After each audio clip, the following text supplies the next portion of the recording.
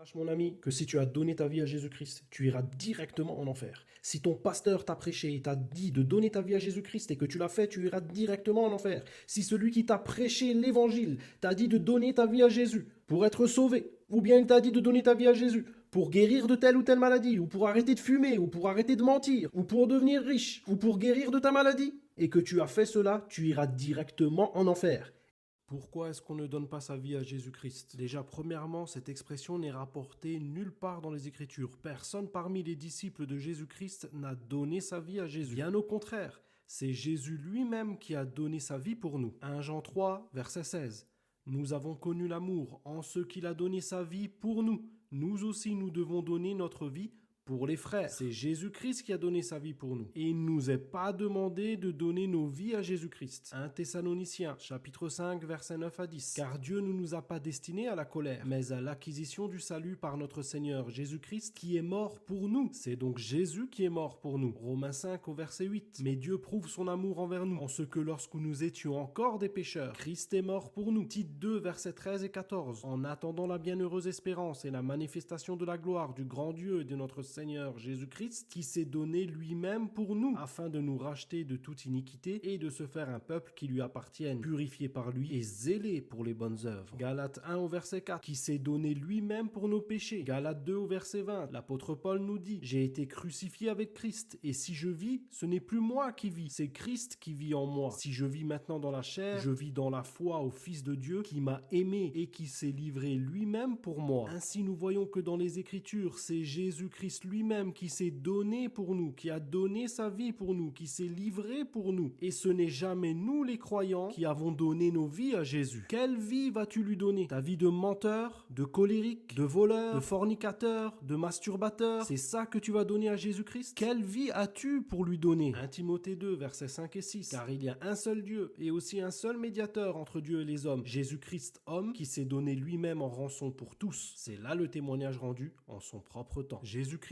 lui-même, en Jean 10 au verset 11, dit: je suis le bon berger donne sa vie pour ses brebis. Et au verset 15, il répète ceci: et je donne ma vie pour mes brebis. Sache, mon ami, que l'évangile véritable, elle annonce de la mort de Jésus-Christ pour le pardon de nos péchés, son ensevelissement pour le pardon de nos péchés, et sa résurrection pour le pardon de nos péchés. Si l'on t'a prêché autre chose que cela, on t'a prêché un faux évangile. Si l'on t'a dit de donner ta vie à Jésus pour guérir de tes maladies, pour devenir riche, pour te marier, pour avoir des enfants, pour arrêter de fumer, ou autre chose du même genre, on t'a prêché un faux évangile. Et si tu as cru en cela, tu n'as jamais été chrétien. L'évangile véritable est comme l'apôtre Paul l'a dit dans 1 Corinthiens 15, du verset 1 à 4. Je vous rappelle, frères, l'évangile que je vous ai annoncé, que vous avez reçu, dans lequel vous avez persévéré, et par lequel vous êtes sauvés, si vous le retenez tel que je vous l'ai annoncé. Autrement, vous auriez cru en vain. Ce qu'il va citer ici, l'apôtre Paul, est donc l'évangile par lequel nous sommes sauvés. Et si nous avons un autre évangile, nous aurions cru en vain. Si tu as un autre évangile que celui qu'il va citer là maintenant, tu crois en Jésus-Christ pour rien, en vain, ça ne t'apporte rien, et si tu meurs, tu vas en enfer. Verset 3, je vous ai annoncé avant tout, comme je l'avais aussi reçu, que Christ est mort pour nos péchés selon les Écritures, qu'il a été enseveli et qu'il est ressuscité le troisième jour selon les Écritures. Ainsi Jésus-Christ est mort pour le pardon de nos péchés, enseveli pour le pardon de nos péchés et ressuscité pour le pardon de nos péchés. Si tu as un autre évangile que cela, tu es maudit et ton évangile est maudit avec toi. Galates 1, versets 6 à 9. Je m'étonne que vous vous détourniez si promptement de celui qui vous a appelé par la grâce de Christ pour passer à un autre évangile. Non pas qu'il y a un autre évangile, mais il y a des gens qui vous troublent et qui veulent renverser l'évangile de Christ. Mais quand nous-mêmes, quand un ange du ciel annoncerait un autre évangile que celui que nous vous avons prêché, qu'il soit anathème, qu'il soit maudit. Ainsi, pour conclure, on ne donne jamais sa vie à Jésus. Quelle vie as-tu pour lui donner? Même si tu dis que tu donnes ta vie à Jésus pour être sauvé, ceci est une erreur, c'est de la fausseté, car il est dit en Éphésiens 2, versets 8 à 9, car c'est par la grâce que vous êtes sauvés, par le moyen de la foi, et cela ne vient pas de vous, c'est le don de Dieu, ce n'est point par les œuvres, afin que personne ne se glorifie. Donc ce n'est pas parce que tu auras donné ta vie à Jésus que tu seras sauvé. Si tu es sauvé, c'est uniquement par le don de Dieu, et cela ne vient pas de toi. Et si tu as donné ta vie à Jésus pour autre chose encore que le salut, tu n'es non plus pas sauvé, car Jésus-Christ n'est pas venu pour que nous nous devenions riches, pour que nous nous marions, pour que nous ayons des enfants, ou pour que nous guérissions du cancer. Avant que Jésus-Christ ne vienne, les gens se mariaient déjà, les gens avaient déjà des enfants, les gens devenaient riches. Jésus-Christ est venu, et il est allé à la croix, et il est mort, et il est enseveli, et il est ressuscité pour le pardon de nos péchés. Voici le véritable évangile.